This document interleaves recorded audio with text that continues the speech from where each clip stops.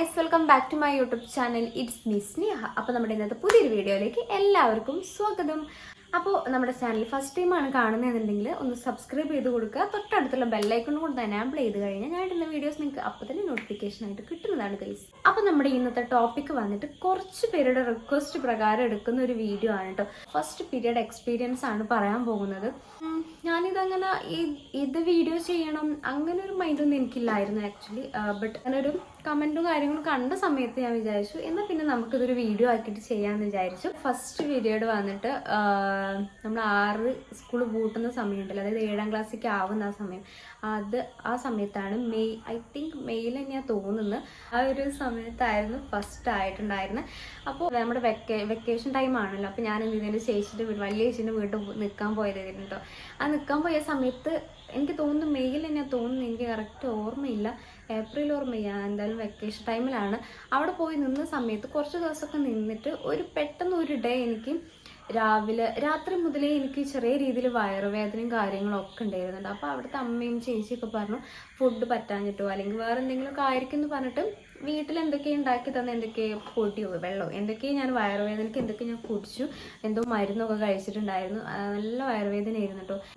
Evening മുതൽ എനിക്ക് വയറുവേദന സ്റ്റാർട്ട് ചെയ്ത് രാത്രി ആയപ്പോഴേക്കും എനിക്ക് നല്ല വയറുവേദനയായി.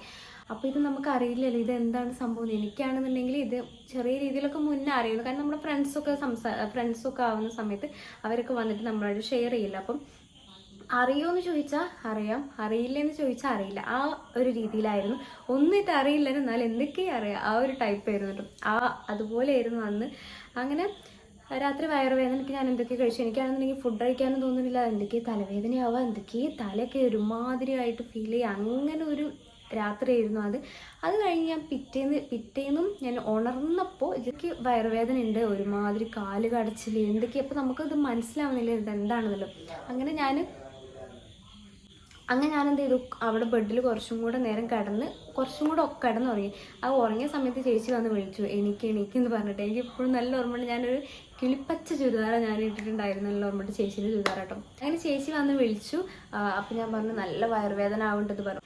അപ്പോൾ ഞാൻ ചെരിഞ്ഞാണോ എങ്ങനെയും കിടക്കുന്നതറിയില്ല, ഞാൻ എന്തായാലും എങ്ങനെയോ കിടന്നിട്ട് ഞാൻ വേദന ഇങ്ങനെ കടിച്ചമർത്തുക. കാരണം വീട്ടിലാണെന്നുണ്ടെങ്കിൽ ഞാൻ ആ സമയമാണെന്നുണ്ടെങ്കിൽ ഞാൻ കരഞ്ഞില്ല. പക്ഷെ എനിക്ക് അവിടെ ആയതുകൊണ്ട് എനിക്കന്ന് അയ്യോ എല്ലാവരും അറിയല്ലോ, എല്ലാവരും കേൾക്കുമല്ലോ, അങ്ങനെ ആ ഒരു മൈൻഡൊക്കെ ആയിരുന്നു അന്ന്. അതുകൊണ്ട് ഞാൻ വേദന കടിച്ചമർത്തിയിട്ട് ഞാനിങ്ങനെ അങ്ങനെ കിടന്നു. അപ്പോൾ ചേച്ചി വന്നാണ്ട് നീക്കുന്നൊക്കെ പറഞ്ഞ്. അപ്പം ആ സമയത്ത് ഞാൻ പറയാം എനിക്ക് നല്ല വയറുവേദന ഉണ്ടായിരുന്നു. അപ്പോൾ എന്നാൽ കിടന്നു എന്ന് പറഞ്ഞിട്ട് പോയി. അങ്ങനെ അത് കഴിഞ്ഞ് ഇവിടെ കുറച്ച് നേരം കൂടെ കഴിഞ്ഞ് വന്നപ്പോൾ ഇങ്ങനെ പറഞ്ഞു എണീക്ക്, ചൂടുള്ള ചായ കുടിച്ചാൽ മാറും എന്നൊക്കെ പറഞ്ഞിട്ട് ഞാൻ എണീറ്റ സമയത്താണ് ടോപ്പിൻ്റെ ബാക്കിൽ ചെറിയ രീതിയിൽ ബ്ലഡ് കണ്ടു.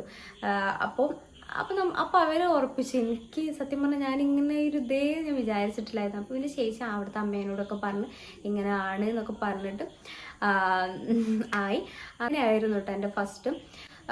പിന്നെന്താ, അത് കഴിഞ്ഞിട്ട് വേഗം ഫ്രഷായി പിന്നെ അമ്മേനെയും വല്യമ്മേനെയൊക്കെ വിളിച്ചു. അവർ രണ്ടുപേരും വീട്ടിലേക്ക് വന്ന് ബസ്സിലാണ് വീട്ടിലേക്ക് വന്നിട്ട് എന്നെ കൊണ്ടുപോയി വീട്ടിലെത്തി. അങ്ങനെ നമ്മൾ വീട്ടിലെത്തിയിട്ട് നമ്മുടെ ഇവിടെ എങ്ങനെയാണെന്ന് വെച്ചാൽ ചെറിയ രീതിയിൽ നമ്മൾ അങ്ങനത്തെ കുറച്ച് ചടങ്ങുകളൊക്കെ ഉണ്ട്. അങ്ങനെ ആ ചടങ്ങുകളൊക്കെ നടത്തി അങ്ങനെ നമ്മൾ ചെറിയൊരു പരിപാടി ആക്കിയിട്ട് തന്നെ നടത്തിയിട്ടുണ്ടായിരുന്നു. കാരണം ചെറിയ കുട്ടിയല്ലേ ലാസ്റ്റ് തല്ലേ എന്നൊക്കെ വിചാരിച്ചിട്ട് നമ്മൾ 4 പേരതും നമ്മൾ പരിപാടി ആക്കിയിട്ടുണ്ട് കേട്ടോ. അത് വേറെ കാര്യം.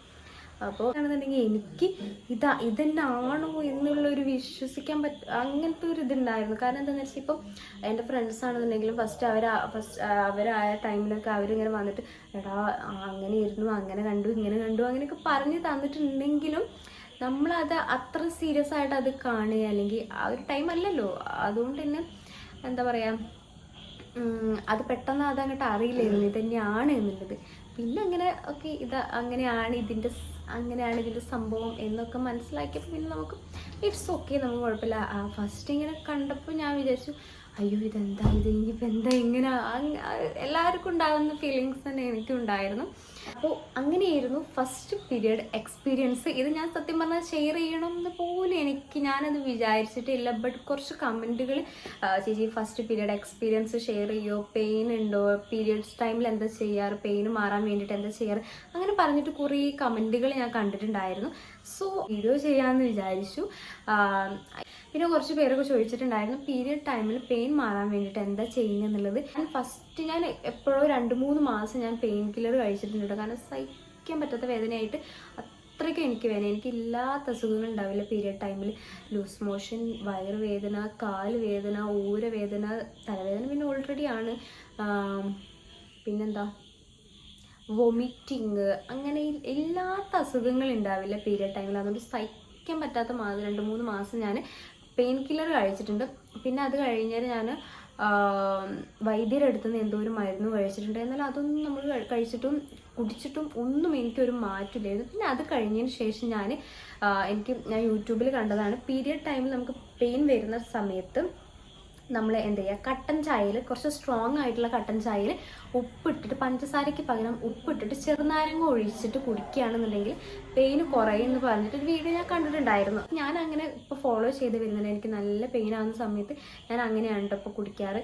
അല്ലാതെ ഇപ്പോൾ നമ്മൾ ഉലുവയുടെ വെള്ളം, ഉലുവ വറുത്തിട്ട് വെള്ളം കുടിക്കുക, അതുപോലെ ജീരകത്തിൻ്റെ വെള്ളം അങ്ങനെയൊക്കെ കുടിച്ചിട്ട് എനിക്ക് ഒരു മാറ്റമില്ല. എനിക്ക് അത്രയ്ക്ക് പെയിനാണ്. അപ്പം ഈ ഒരു കട്ടൻ ചായയുടെ ഒരു സംഭവം കുടിക്കുന്ന സമയത്ത് എനിക്ക് നല്ല പെയിന് കുറയണ പോലെ തോന്നാറുണ്ട്. അതും ഒരു ഗ്ലാസ് ഒന്നല്ല, നമ്മൾ ഒരു 2 മണിക്കൂർ ഇടയ്ക്കിടയ്ക്ക് നമ്മൾ കുടിക്കുകയാണെന്നുണ്ടെങ്കിൽ നല്ലപോലെ കുറയും. നിങ്ങൾ നല്ല പെയിൻ ഉള്ളവരാണെന്നുണ്ടെങ്കിൽ ജസ്റ്റ് ഒന്ന് ട്രൈ ചെയ്ത് നോക്കുക. പഞ്ചസാര ഇടരുത് കേട്ടോ, ഉപ്പിട്ടിട്ട് നാരങ്ങനീര് ഒഴിച്ചു കൊടുക്കുക. അങ്ങനെ ഒന്ന് കുടിച്ചു നോക്കും, എന്തായാലും പെയിന് കുറയും കേട്ടോ. അപ്പോൾ ഇതിൻ്റെ വീഡിയോ വേണമെന്നുണ്ടെങ്കിൽ നിങ്ങൾ ജസ്റ്റ് ഒന്ന് കമൻറ്റ് ചെയ്യാം, ഞാൻ എങ്ങനെ ചെയ്യുന്നതിൽ ഞാനൊന്ന് കാണിച്ചു തരാം. പീരിയഡ്സ് റിലേറ്റഡ് ആയിട്ട് നമുക്ക് ഇത്ര കമൻറ്റ്സ് വന്നിട്ടുള്ളൂ, എന്താ ചെയ്യുന്ന അങ്ങനെയൊക്കെ ചോദിച്ചിട്ട് വേറെ ഒരു കമൻറ്റും കാര്യങ്ങളും ഞാൻ കണ്ടില്ല. ഇനി നിങ്ങൾക്ക് എന്തെങ്കിലും ഡൗട്ടും കാര്യങ്ങളൊക്കെ ഉണ്ടെങ്കിൽ നിങ്ങൾ വീഡിയോയിൽ താഴെ കമൻറ്റ് ചെയ്യുക. എനിക്ക് പറ്റുന്ന പോലെ ഞാൻ വീഡിയോ ചെയ്യുക, റിപ്ലൈ തരാം. അപ്പോൾ ഇന്നത്തെ വീഡിയോ ഇത്രയേ ഉള്ളൂ. നിങ്ങൾക്ക് വീഡിയോ ഇഷ്ടപ്പെട്ടാൽ ലൈക്ക് ചെയ്യുക, ഷെയർ ചെയ്യുക, സബ്സ്ക്രൈബ് ചെയ്ത് കൊടുക്കുക. അപ്പോൾ ഓക്കെ, ബൈ.